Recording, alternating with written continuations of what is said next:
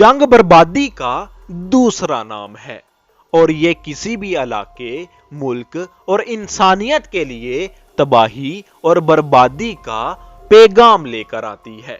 हर अमन पसंद इंसान की ख्वाहिश होती है कि किसी भी सूरत जंग से बचा जाए, बल्कि बैनुल अक़वामी सतह पर ऐसे इदारे भी मौजूद हैं जिनका मकसद ही जंग को रोकना है। लेकिन जंग जहां तबाही का बायस बनती है, वहीं ही इससे बहुत से कारोबार चमक जाते हैं, जैसे कि हथियारों और ऑयल की डिमांड बढ़ जाती है, नित नई इक़साम की जरूरियात पैदा हो जाती है, या पहले से ही मौजूद इशिया की अहमियत बहुत बढ़ जाती है क्योंकि उनकी मांग में अचानक बेपनाह इजाफा हो जाता है। हम जानते हैं कि जरूरत इजाद की मां है, तो इसीलिए जंगों के दौरान शर में से खैर का पहलू भी बाज़ औक़ात निकल आता है और कुछ ऐसी चीजें इजाद हो जाती हैं जो इतनी मुफीद साबित होती हैं कि जंग के बाद भी आम जिंदगी का हिस्सा बन जाती है। और आज की इस वीडियो में हम ऐसी ही कुछ चीजों के बारे में बात करेंगे जो दुनिया की सबसे बड़ी जंगे अजीम में इजाद हुई थी। नंबर 1, माइक्रोवेव ओवन से तो आप अच्छी तरह वाकिफ होंगे। आजकल ये हर घर, हर किचन की बुनियादी जरूरत है। माइक्रोवेव ऐसी शुआएं हैं जिनको इंसानी आंख से देखा तो नहीं जा सकता, लेकिन ये ओवन में गर्म करने वाले असरात पैदा करती है। क्या आपको मालूम है कि माइक्रोवेव ओवन की इजाद भी दूसरी जंगे अजीम के दौरान सिर्फ एक इत्तेफाक से, एक तजर्बे के नतीजे में हुई थी।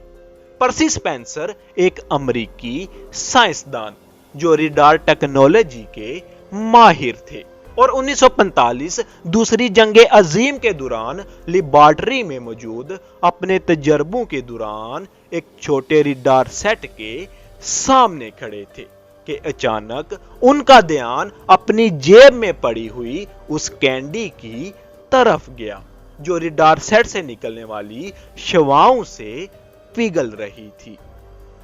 पहले तो वो बहुत हैरान हुए और फिर उन्हें एहसास हुआ कि ये तो रेडार सेट से निकलने वाली शवाओं की वजह से गर्म हो रही है। उन्होंने सोचा कि क्यों ना दूसरे खानों पर भी यही टेस्ट किया जाए।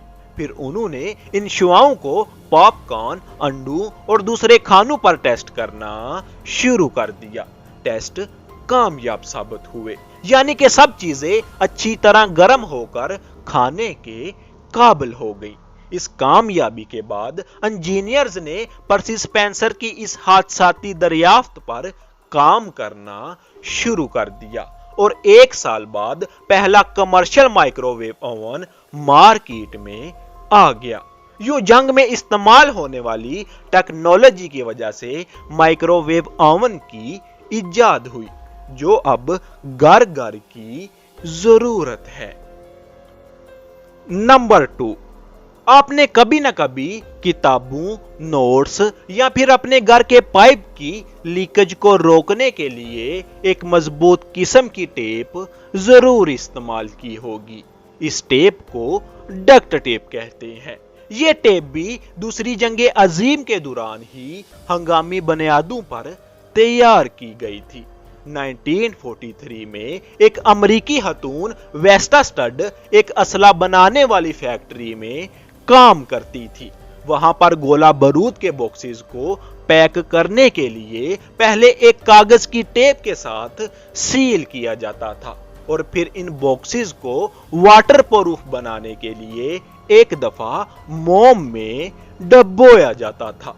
मोम की तह की वजह से जंगी महाज पर इन बॉक्सेस की पैकिंग को खोलने पर फौजियों का काफी वक्त लग जाता था। वेस्टा स्टड चूंकि इन बॉक्सेस की पैकिंग करती थी तो उसे इस सारे अमल में खराबी महसूस हुई।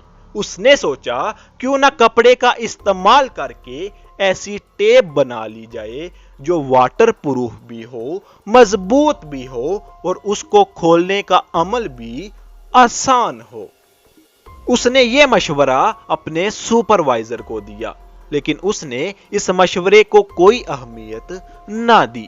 پھر اس نے اس وقت کے امریکی صدر کو خط لکھا جس میں اس نے مسئلہ بھی تفصیل سے بیان کیا اور اس کا حل بھی۔ صدر اس مشورے سے بہت متاثر ہوئے۔ انہوں نے وہ خط وار پروڈکشن والوں کو بھیج دیا جہاں اس آئیڈیا کو منظور کر لیا گیا اور اس عورت کو بھی ایک خط کے ذریعے آگاہ کر دیا گیا۔ پھر وار پروڈکشن بورڈ نے وسٹاسٹڈ کے مشورے کے تحت جانسن اینڈ جانسن کمپنی کو یہ ٹیپ تیار کرنے کا حکم دے دیا۔ نمبر 3، آپ نے کپ یا بیٹ کو جوڑنے کے لیے گلو کا استعمال تو ضرور کیا ہوگا۔ کیا آپ جانتے ہیں کہ یہ گلو بھی ایک حادثاتی ایجاد ہے؟ اسے بھی دوسری جنگ عظیم کے دوران ہی بنایا گیا تھا۔ 1942 میں دوسری جنگ عظیم کے دوران ایک امریکی سائنسدان ہیری کوور اتحادی فوج کے لیے گن کے اوپر لگانے والے لینز کی تیاری میں مصروف تھے کہ حادثاتی طور پر ایک مرکب تیار ہو گیا جو ہر ایک چیز کو اپنے ساتھ انتہائی مضبوطی سے چپکا لیتا تھا۔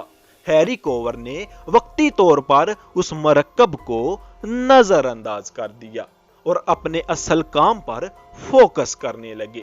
تقریباً 1 عشرے یعنی کہ 10 سال بعد وہ کسی دوسرے پروجیکٹ پر کام کر رہے تھے کہ دوبارہ ایسا ہی مرکب تیار ہو گیا، لیکن اب کی بار انہوں نے اسے نظر انداز نہیں کیا بلکہ اس کا باقاعدہ تجربہ کر کے اس کو مارکیٹ میں لانچ کیا۔ اگرچہ یہ گلو چیزوں کو جوڑنے کے لیے استعمال ہوتا ہے، لیکن بعد میں ہونے والی جنگوں یا دوسرے ہنگامی حالاتوں میں اس کو زخموں سے خون کے بہاؤ کو روکنے کے لیے بھی استعمال کیا جاتا رہا ہے اور آج بھی اس کی مختلف اقسام مارکیٹ میں موجود ہیں۔